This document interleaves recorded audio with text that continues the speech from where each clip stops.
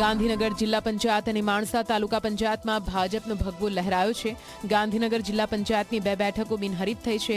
સમૂહ અને લોધરા જિલ્લા પંચાયતની 2 બેઠકો બિનહરીફ થઈ છે, તો માણસા તાલુકા પંચાયતની 5 બેઠકો પણ બિનહરીફ થઈ છે।